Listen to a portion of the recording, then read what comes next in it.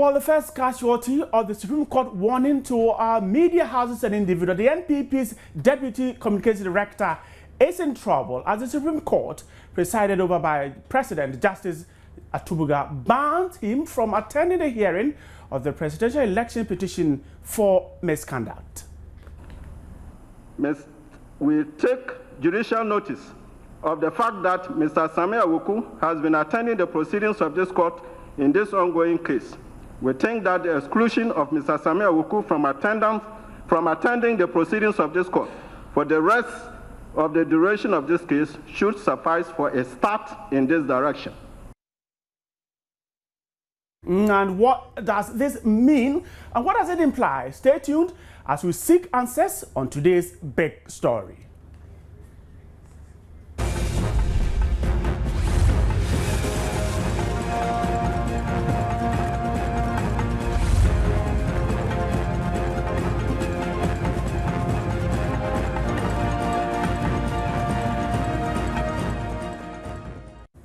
Welcome to today's big story. My name is Bright. And now for the show is brought to you by Blue Rose Limited, Shelter for All, and Star Life Assurance. Let's get action. Now, embattled Deputy Communications Director of the NPP, Samuel Awuku, has been banned from attending the hearing of the presidential election petition for misconduct. The judges gave the ruling after conceding or concession by Awuku that his comments on an Accra-based radio station, which criticized the final touchline warning by the bench, went overboard. Let's listen to him. It is quite apparent that the pompous show of private power in the pursuit of the right to engage in political organizations and activity by which the passions of the humble members of society are stirred up on deliberately false political propaganda is a recipe for chaos and conflict in this country. We have seen the Kenyan precedent in this context, and much as we are concerned not to exercise our undoubted powers as a court of law with iron fist, we cannot allow the emergence of over 90 subjects in this country, as we said on the 24th day of June 2013. However, in order to show that we mean well for this country with regard to the exercise of our awesome powers, we have decided to stop short of invoking our powers of contempt, and we invoke in the alternative our power to control the attendance of our proceedings as a public court by members of the public. We take judicial notice of the fact that Mr. Samuel Awuku has been attending the proceedings of this court in this ongoing case. We think that the exclusion of Mr. Samuel Awuku from attending the proceedings of this court for the rest of the duration of this case should suffice for a start in this direction. That is our delivery. Thank you. Now, we've given you full opportunity to demonstrate how mighty you are, and we hope you've done so. My lords, Do you now realize your real size in this country? Yes, my lords. Good. You are discharged. Thank you, my lords.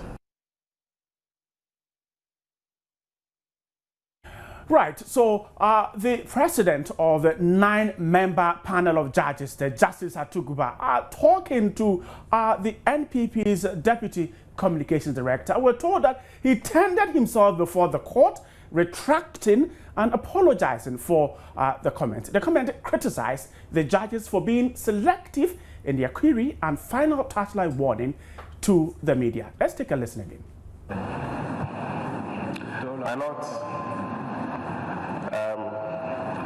My lords, I offer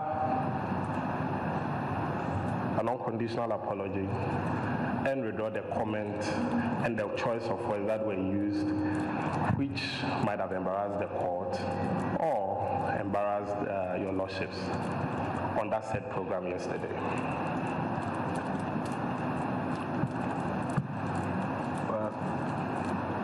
What did you say on that program? On that program, tempers flared up. It was a political discussion, and my colleague from the other side, from the NDC, did make a comment that did infuriate me.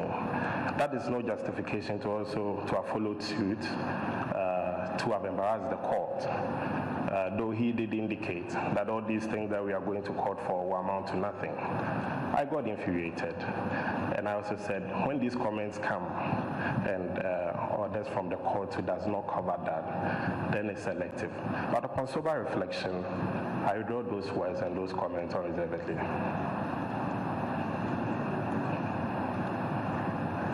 And my lords, if I happen to have the same opportunity next week, Tuesday, on Peace FM, which I do every Tuesday to represent my party, I'm sure I'll take the opportunity to also offer the same.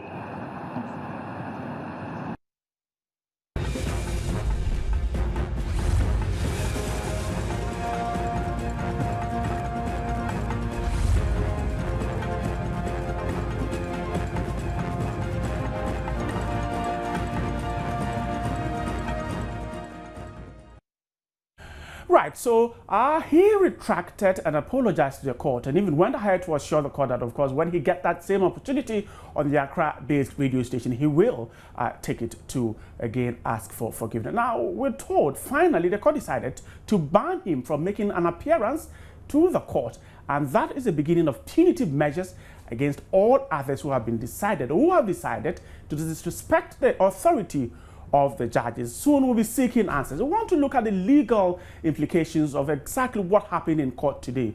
Now, Kofi Abochi will soon join me online. He is a legal practitioner, but a lot more of you are sending in your comments on what you think happened, and I'll be reading a lot of them.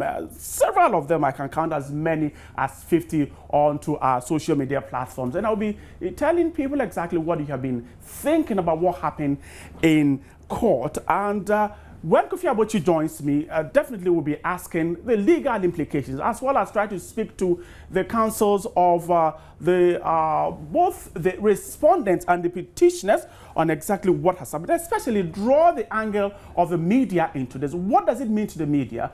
We have been providing the platform for people to air their views. So I will be taking a look at, but quickly before I get to Kofi Abochi on the line, let me try and look at some of your comments that have come in onto social media platform. A lot of them. Now, starting from Michael XL Vignon, you are saying that on track, we don't want anybody dictating to the court of law. The law should take its own course. And Fraban Yao Francis says the court acted very well. They should always punish people who cross the line. And then Saeed Wuntira Sharif says, I hope you're not inviting contemptuous comments. Of course, we will not engage in that. And then Gift Edinam is only saying, well, hoping the next person doesn't fall into trouble. Then Nama Kwame Pepra Samuel says, perfect. Also, Christopher Wan says, excellent. Most Ghanaians lack civilization and must be fixed in a gangster way.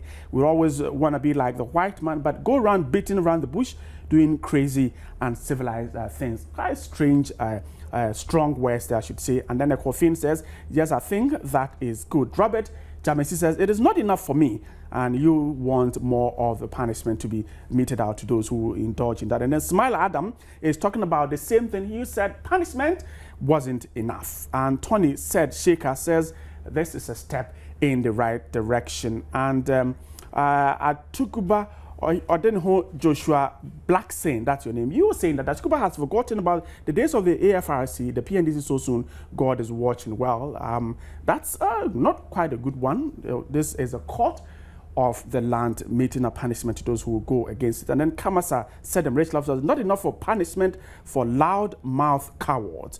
And then Pamford Kweku said, the punishment is too mere for him. He deserves something serious. A lot more of you have sent in your comments, and I'm going to keep reading it. But let me go back to the Supreme Court. The president of the 9-member panel of judges said so many things, and let's look at one of the warnings that he gave to the public. When we issued our final touchline warning, that was on Monday, since then it has come to our notice that Mr. Sam Awoku, and our son has been coming to court. I've never known him anyway, but if he's here, we may like to. He reacted to that statement in a certain way. Is he here?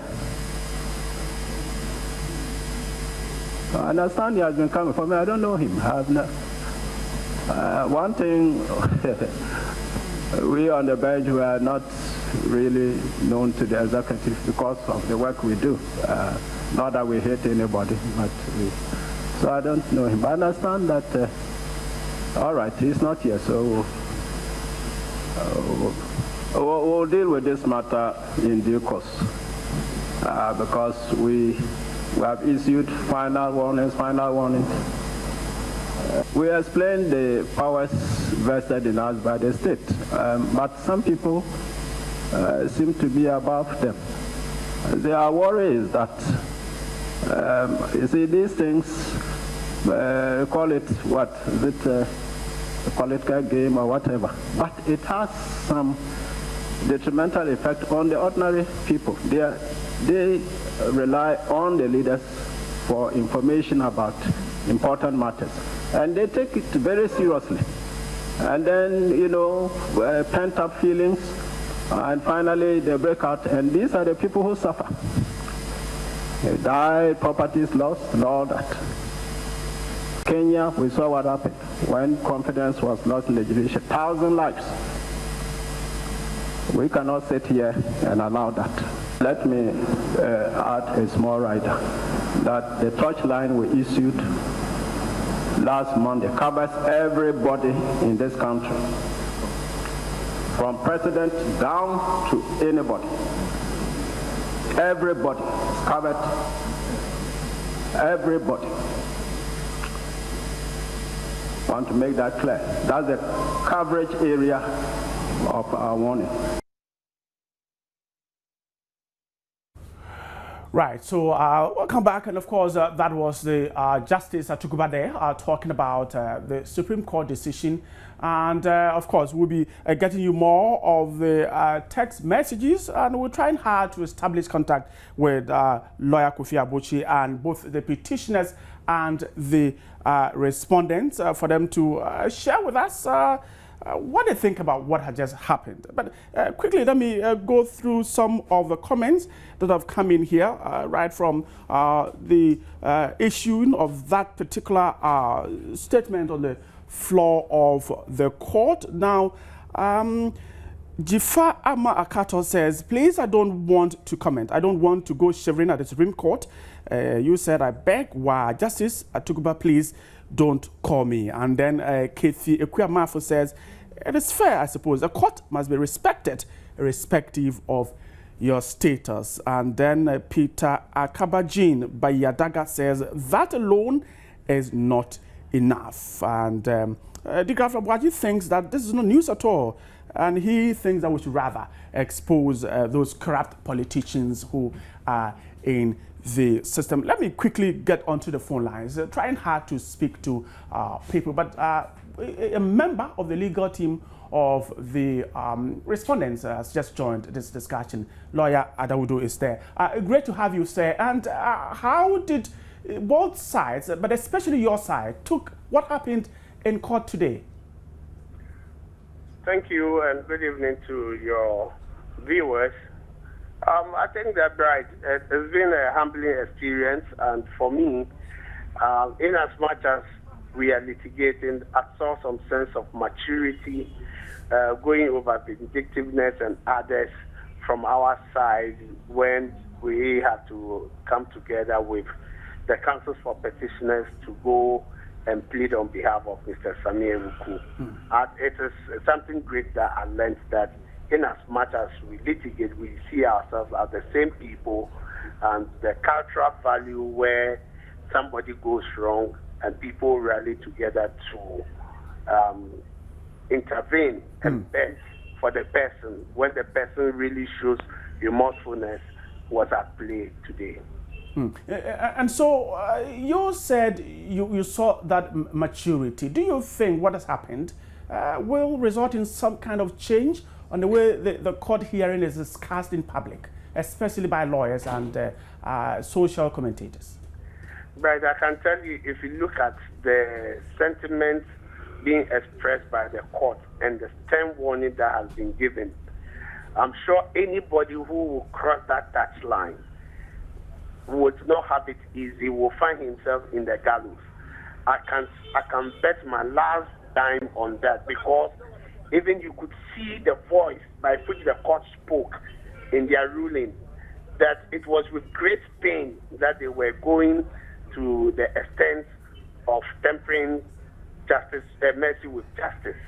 And I think that it's a strong signal that goes there.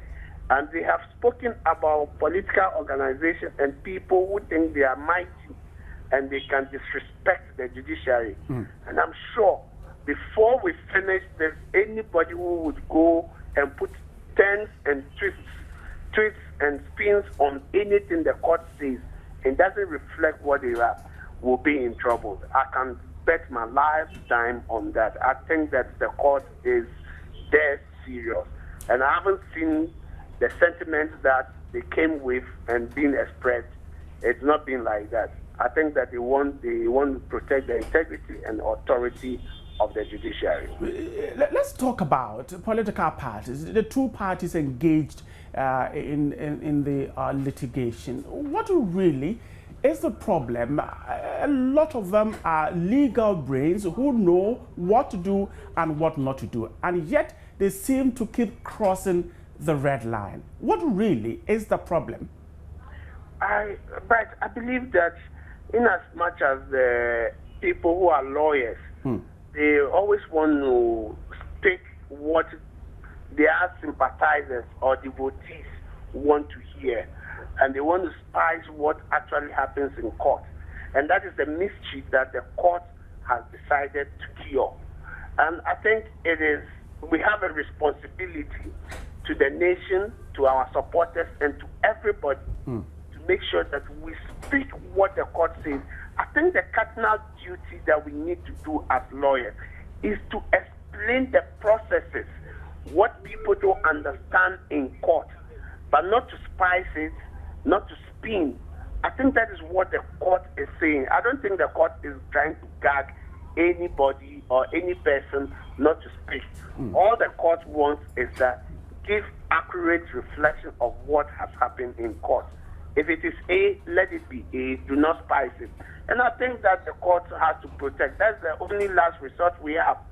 And if the court allowed this to go on, we may result into anarchy and chaos. And they have said specifically about the Kenya experience. Right. And they don't want that to happen in this nation. I was soon speaking to some media personnel, media experts, but would you want to draw in the media and perhaps blame the media for offering the platform for the petition hearing to be perhaps explained to the public? Do you want to blame the media?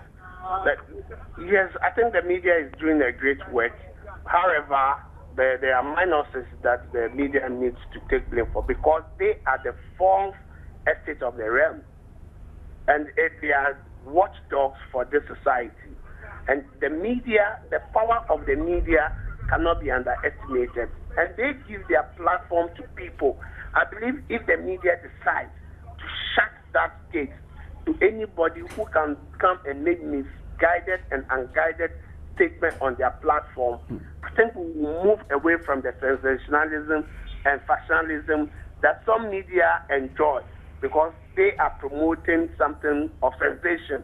That this man has said is, what do you have to say? He's insulted you. Can you also insult him? I think that the media is a place that we must be informed, we must be educated, and they put people who can educate us more on it. So I think the media has a role to play, and the kind of people they put on their platform also matters a lot. Right, thanks so much for speaking to me. A member of the legal team of the respondents there, lawyer Adawudu, talking to me about what happened. Continue to read your comments. A lot more of them keep coming in whilst we try and get other legal brains to speak to. But quickly, let me check some of your comments here, and a lot more of them have just dropped into the social media platform, and I'll be reading more of them. And of course, a lot of more people talking about what happened in court today, telling us precisely what happened to the lawyers there, as well as the people who were in court. And Wuku was there, were told that he's been banned from attending proceedings of the hearing. So quickly, let me see what others have sent in here. And this one from David Edufrimpong, he says, Masa, who say man no day, man day pa, but really don't know what you want to say. But that is what Edufrimpong is saying. And then Bushra Mumuni is saying that, well, it's cool anyway. Well, I don't know whether it is the ruling that is cool or exactly what you said is cool. And then Pamford Kweku says, the punishment is too mere for him. He deserves something serious. And that's what Pamford is talking about. Right. So, right. So let me again go to the phone lines again. Tony Forson speaks for the Ghana Bar Association, and she just joined us. And thanks so much, sir, for joining us. Now, would you want to recall that such an issue has happened in any case in the country? If you have any remembrance of that, can you share that with us? Oh, well, this offense is called the offense of scandalizing the court, and this happened, if you remember the case of Republic versus Main Suppose.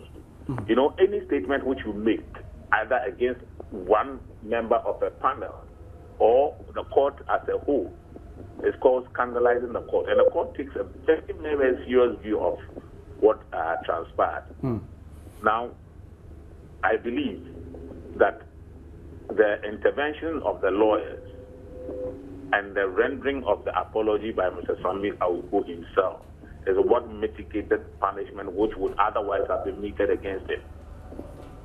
So I think it is a good start, but people should be careful. You know, right from the outset of this case, people have taken individual judges of that court and looked at their backgrounds, whether they are preparing people's minds not to accept whatever verdict comes out of it. And we have taken serious exception to that. It is totally wrong. Indeed, the commentary which people even run after the case is wrong. We have had the occasion to say that Section 8.2 of the Legal Profession Act says that any person who is instructed as counsel in a matter ought not give any interview to the media. It is there. And somehow the law is rather observed in its breach. So we take in good faith that the Supreme Court is asserting its authority, because if not, what it does is that it reduces the authority of the judicial arm of government. And that is a serious matter. Let me pick your brains on this. You said that this is called scandalizing the court, and court takes a very serious look at this. What exactly must have influenced the kind of punishment that was given to Mr. Awuku? The things that I believe influenced the decision was the fact that he was remorseful. He showed remorse before the court and he apologized. And further to that, lawyers of both the petitioners and the respondents spoke on his behalf, pleading with the court to temper justice with mercy. So I believe that all weighed on the court. But if you listen to the tenor of the statement given by the president of court, there was no doubt in the president's mind that the court intended to assert its authority, both for its own image and for their individual reputations as well. Let me ask you, what would have been the decision if the court had decided to fully discharge its duties and to go ahead and punish him fully? What would have been the decision of the court? Or what could have been the decision of the court? It could have been committed to prison. He could have been committed to prison. He could have been in jail. Yes. Because if you look at the Constitution, the Superior Court of Judicature have the power to commit any person into to a term of prison if they find that the person's act is contemptuous of the court. So if you do anything which does it or brings the reputation of the court into disrepute, the court has the power to commit you to jail. Let's quickly look at this. Now, you saw both lawyers of the petitioners and the respondents pleading on behalf of Mr. Buku. Is this normal, or you think that this is a case that stands on its own? Does it normally happen in court? No, you see, the point is that normally what would have happened is if he had been cited for contempt by one of the parties, that would be a different scenario. But in this case, the court summoned him. And when he was summoned, it means that he was given the opportunity under the natural justice rules to explain his act. Then he had the opportunity to apologize. And because he had not been hauled before the court by one of the parties, both parties need to speak on his behalf. So that was how he got away, by both parties speaking on his behalf. If the court had decided to fully, as I said, punish him, would the media platform that he stood on have been cited in whatever punishment was going to be exacted? Well, that is what I'm saying, that because it was not any party which brought him before the court. If it was one of the parties, then maybe him and the media platform could have been cited for contempt. You understand? But this was a case where he was singled out. Unfortunately for Sami, who is somebody that the comments that he made, I heard personally. And I took umbrage with it. Because I don't joke with the authority of the courts at all. Because the moment you whittle away that authority, yours is the recipe. So I think it's, even though I think the punishment is mild, it is a good beginning. And every person, as the president of the court said, from the president to the laborer, no one has that right. No one has the right to bring the authority of the court into disrepute. Thanks so much for speaking to me. Tony Forson speaks for the Ghana Bar Association. Let me quickly get onto your comments and read a few of them before we wrap up. Now, new ones coming in. El Papi says, well, for me, I think it's good because it puts everybody on track. Nobody messes around again because this case is a big one not to be messed with. And then KD says it will as a deterrent to others. Good one there. And then Muniru Dauda says this time it was a wholesale price for him next time round. And then I am Adam Zoo. You said he should have been given community service or he should have been jailed. And Andrew Nanadria says Supreme Court. Well, I don't want to read that. Daniel Herbalist, Lion Prince, you think that the punishment is too lenient. And Albis Dola says, don't say it was Bays and Co. You don't mind your words. Some people have been, well, I really don't know what you want to say. And then Festus Michael Togba says, good decision. It should have been early for everyone to know how to talk on this court case. We should watch how we talk from now on. And then Elik Plim Kojo Agoti says, I feel so much Ghanaian watching him stand there looking extremely embarrassed, put in where he belongs.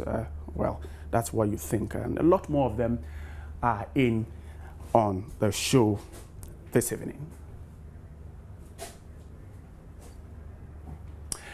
Thank you so much, those of you who joined us on our social media platforms. A lot of your comments are in here. And when Israel joins us, 8 p.m. sharp, you'll be reading some more of your comment. The show was brought to you by Blue Rose Limited, Shelter for All, and Star Life Assurance. My name is Bright, and now if you go online, myjoyonline.com, and you have more on this very particular issue. More news on Joy News. Good evening, and see you at 8 p.m. with Israel Live.